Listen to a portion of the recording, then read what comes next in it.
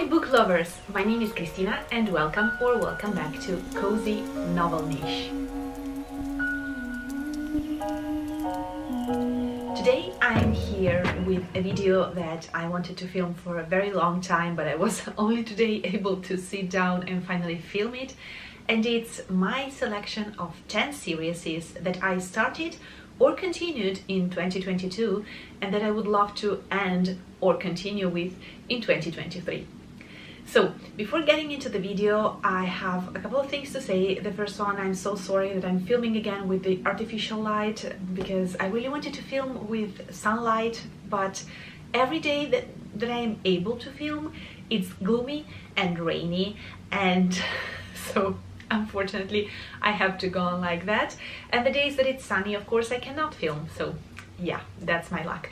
And second one, as you may see, I have a new little friend here, so I got myself a small microphone, so I'm not sure about the audio quality of this video, but I will discover it only in the editing process. So I'm sorry if it will be funny. Please let me know down below if you think that it's better or if it's worse, so I will try and figure out how to set it and what to do with it exactly.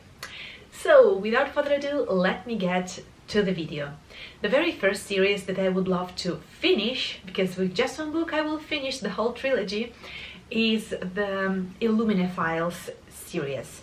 And this is the third book. This is Obsidio. As you may see, I actually started it at the end, not at the end, in the midst of 2022, but then I dropped it for no reason whatsoever, and so now I'm really hoping to get to it in order to finish a trilogy that I started last year. At the beginning of the year I've read the first and the second one, and now that's the last one.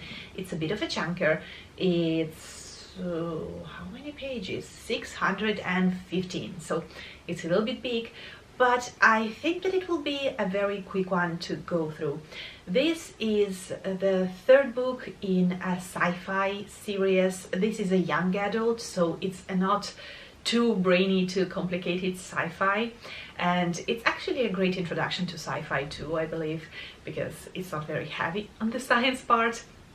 The very particular thing about this book is that it's told in this multimedia kind of format that's very great in my opinion, and this was the very first one that I read written like that. I know that it's not the only book that's like that out there, but that was a first for me, so I really enjoyed it. I enjoyed the first book more than the second one, but I'm really curious to see where the story will end. Each book has a different set of protagonists, so they are interconnected but also kind of separated one from the other, so you still have to go in order, but you get different prospects and points of view on the same facts that are happening, kinda. So I cannot wait to get to this one and see where it will bring me, because the first book, whoa, that was an experience. I was so like on the edge of my seat. I was reading it at night, which was a bad decision. I was reading while I was quarantining, which was another very bad decision. But the overall experience, I just enjoyed it so much. So I would love to go on and finish it this year, so that I will have one more series under my belt, and that will be just amazing. I'm sorry, I'm not sure if moving my hair will produce a huge amount of noise for you or not, so I will try and move as little as possible. The second series that I would love to go on with is a fantasy trilogy. There is a novella too, or a collection of stories too, but the main trilogy is the Devabat trilogy. This is an adult, I guess, sci-fi story. Its setting is very fascinating because it's set in this Middle Eastern fantasy place, and we have all of the references to a more Middle Eastern mythology. So we have devas, we have jinns, we have very unique political setting. And in the first book we're following our main protagonist, who is a human girl who is kind of a con artist. She pretends to be able to kind of evoke spirits and heal people, but then accidentally she ends up kind of summoning someone for real, and it's a warrior and now she has to figure out what to do with him, how to get rid of him, and she discovers a whole new world, literally. I loved it so much. The writing style is very luxurious and just rich, very lyrical too, and it's highly political, so if you're not very much into political fantasies, I don't know how much you will enjoy this one, but for me it was just perfect, and I cannot wait to read this second one. I don't know, I'm a little bit intimidated because they are chunkers, but I'm listening to them, so that makes it a little bit easier. On a completely different and lighter note, I have a series of Regency romances, and this will be the third and maybe the fourth book in the Regency Vows series. This is a historically inspired Regency romance. Each book focuses on a different couple, but again, I would suggest to read them just in order because we're discovering characters as we go in the story, so it's better that way in my opinion. But this is a guilty pleasure for me because in the first book we're following a very unique concept that I loved, as we're following a husband and a wife, and it's kind of a second chance romance. They're trying to rekindle their love and passion for each other, but it's a guilty pleasure because in real life I would have just, I don't know, I would have smashed their heads one against the other because they are insufferable, there is miscommunication, they are horrible one to another because they're making some horrible decisions. Still, it was funny. As a romance, as a complete piece of fiction, I can enjoy it, but if I have to imagine these people being real, that drives me crazy. And I enjoyed the first one more than the second one because I don't remember that much of the second one, but I would love to read the third one so that I will be over with the main set of characters. There is a fourth one too, but I'm not sure if I will go on that far in the series. And with the same note of guilty pleasure romance, I would love to go on with the third book in the Bridgertons series. I'm currently reading them. Again, it's a guilty pleasure. I know that they're not serious books. I know that they're... My God, I lost my soul for a second here, sorry. There was a cat outside my window and I completely lost it for a moment. Oh my God, my heart left my body. Okay. Here I am. I know that there are complete guilty pleasures for me because they're not historically accurate, they're not great romances. I mean, there is so much miscommunication and just trivial stuff getting in between the characters, but still I enjoy a little bit of romance here and there. It's just fun to mix it in between a lot of other stuff. So those are my two guilty pleasures as far as romances are concerned. The next series that I would love to go on to is volume 3 and 4 of Lore Olympus. This is a graphic novel that's been currently published, and I'm following the story like all along with all the other readers on webcomic, so you can read it for free actually, but I'm loving collecting the books and showing my support to the author.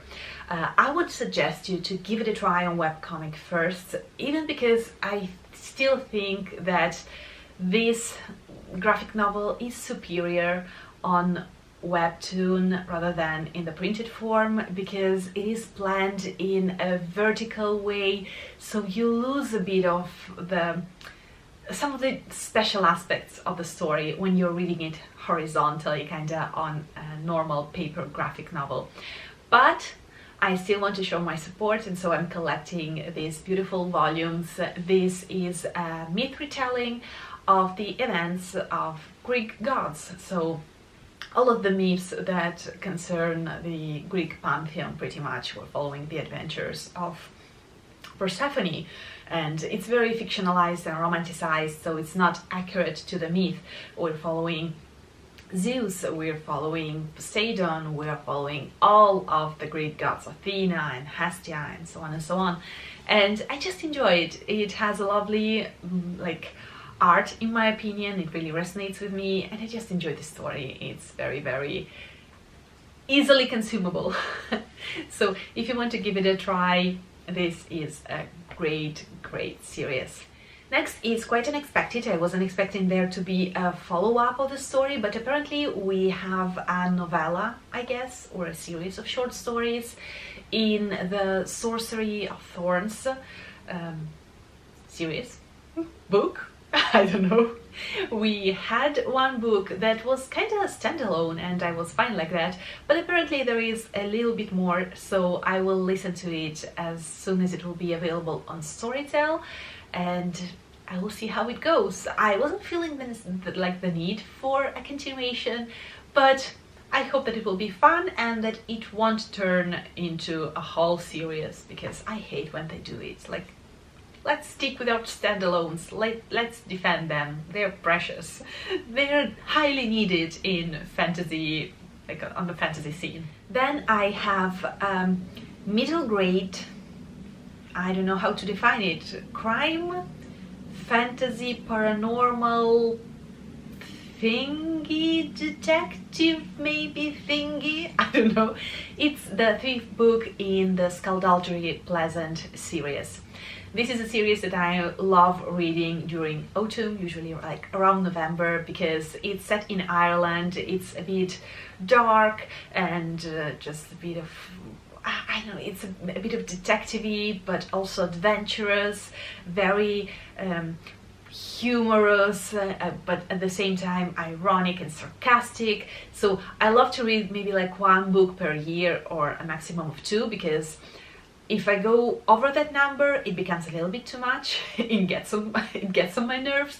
So I love to kind of separate the books throughout the years, but I'm loving the experience of reading this series. It's very enjoyable. It follows our main protagonist, who she just discovers that her family is linked to a whole underground kind of society of magical and mythical creatures, but it's not a fantasy magic, it's more like paranormal, a bit creepy magic. So we have talking skeletons, for example, we have shapeshifters, we have people who can teleport, people who fight, and there is this whole underground of magical criminals and magical detectives and defenders who are here to kind of keep everything separated from our everyday life. So it's an adventure. If you want something fun and a bit different, just give it a go. I hope that you will enjoy it, because for me it's something that I definitely enjoy in small measures, but I definitely enjoy it. Next I have the 2nd and the 3rd in the Wayfarers series, I think, by Becky Chambers. I read the first one. It's an adult sci-fi book. It's light on the sci-fi aspect. It's great for beginners, I think, and it's just a heartwarming sci-fi. And I'm actually a bit anxious at getting to the 2nd book, because I'm afraid that I won't love it as much as I love the first one, because I absolutely adored the first one. It is all about the possibilities of what may happen in the future when we meet other races, how we interact, and what it means to have to do and to deal with other races that are completely different from ours. And the author is great at talking about different species and races, but while she's talking about this sci-fi aspect, she's actually analyzing what happens in our everyday life and how we treat each other. So I think that it was marvelous. I highly recommend it, and I hope that I will read the 2nd and the 3rd one. The last but one is something that I hope to go on with, and it's the Witch series. I hope, and finger crossed, I will read one more volume, because they are being released at a not very steady pace, so I'm not sure if they will go on or not with the series. I hope so. These are all reissues of an old and nostalgic comic for me. It was released when I was in middle grade, I guess, and I just love that story, so I finally can reread it in just a single collection of issues. So I would love to go on with that one. It's about 5 girls who discover that they have magical powers. Each girl has an elemental power, so that's a huge buzzword for me, and they're just living adventures, protecting our world from all the different perils and attacks from other worlds around us. And it's just lovely. I love the art, I love the story. I used to fangirl so much, so I cannot wait to go on and read it as it goes. And then the last one is a manga, and it's Yona of the Dawn. Right now I'm stuck at volume 28, I guess, so I really need to step up and read a little bit more because it's still being released, it's not over yet, but we're at volume 37 right now, I think, so I have a lot of volumes to get to. And this is a fantasy series, fantasy romance kinda, that follows our main protagonist, who is a princess of kingdom, realm, empire, and something horrible happens and she ends up escaping from her palace and just traveling the world in search of the 4 dragons who will help her to, she doesn't even know what, to gain back her power, to get back to her palace, to help the people. She's trying to figure it out as she goes, and it's very lovely. I'm enjoying the story so far, I'm enjoying the characters, so I hope that it will go on in the great way in which it started. And this is the last one. These are of course not all the series that I'm currently reading or that I started and not finished yet, but these are the ones that I started in 2022 or continued in 2022 and that I would love to finish or continue in 2023. So finger crossed, I will at least manage to do it with 1 or 2 series. Let's hope so. Let me know down below, please, if you have any series that you've started last year and that you would love to continue with this year. Let me know about the audio quality of this video. I will see how it is only in post-production, so I hope that it will be manageable. And yeah, this is it for today's video. Thank you so much for watching. I will see you very soon in my next one, and meanwhile curl up with a great book and good reading. Bye! Ciao!